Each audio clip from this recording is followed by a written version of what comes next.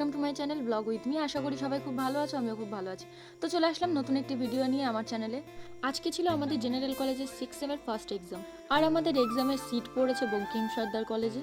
তারপর আমার দাদা রেডি হয়ে নেমে গিয়েছে, বলছে চল তাড়াতাড়ি। আমি একটু দেরি করছিলাম, আর যার জন্য মারপিট শুরু হয়ে গেছিলো আমাদের দুজনের।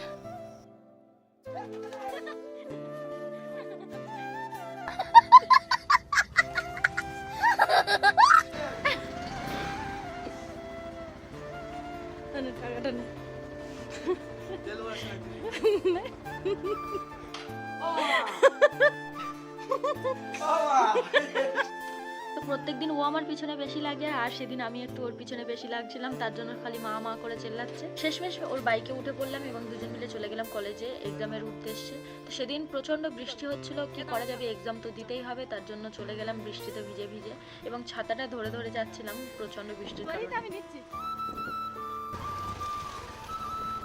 ছাতাটা আমি ঠিক মতো ধরতে পারছিলাম না, আর ও পুরোটাই ভিজে যাচ্ছিল, যার জন্য ও খালি বলছে আমার কাছে দে, আমি ধরে ধরে নিয়ে যাচ্ছি, তুই বস। এরপর ক্যানিং ব্রিজে এসে দেখি প্রচন্ড পরিমাণে হাওয়া হচ্ছিল, যার জন্য ছাতা কোনো মতেই ধরে রাখতে পারছিলাম না, তাই এমনিভাবেই চলে যাচ্ছিলাম, আর বৃষ্টিটাও অনেকটা থেমে গেছিল। এরপর আমরা পৌঁছে যাই আমাদের এক্সাম সেন্টারে, এবং আমার দাদা বাইক পার্ক করে চলে এসেছে, আর আমাদের যেখানে সিট পড়েছে সেখানে যাব। তো আমাদের যে রুমটা ছিল সেটা অনেকটা ভিতরে ছিল, অনেকটা জঙ্গলের মতো দেখতে লাগছিল। তো গিয়ে পৌঁছে গেলাম এই যে RB1 রুমটা, এত বড় একটা হল রুম ছিল। তো সেখানে ছেলে মেয়ে সব একসঙ্গে এবারে সিটটা পড়েছে, তো একদম সামনেই বসেছি আমরা। গাইস আমার খুব জ্বর, আমি তাও এক্সাম দিতে এসেছি। দেখো আমার আর আমার বান্ধবীর অবস্থা কোথায় পড়েছে, পুরো সামনে। কি অবস্থা গাইস, এগুলো মানা যায়? হ্যাঁ,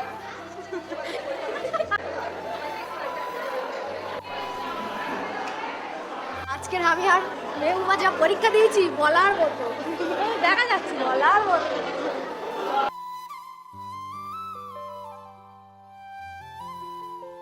তো ফাইনালি আমাদের ফার্স্ট এক্সাম কমপ্লিট করে আমরা বেরোতে যাব, কি তখনই এত জোরে বৃষ্টি নেমেছে, যার জন্য আর ভিডিওটা কন্টিনিউ করতে পারিনি, লাস্টে ভিজে ভিজেই বাড়িতে চলে এসেছি। তো আজকের ভিডিওটা এখানেই শেষ করছি, দেখা হবে নেক্সট ব্লগে, টাটা।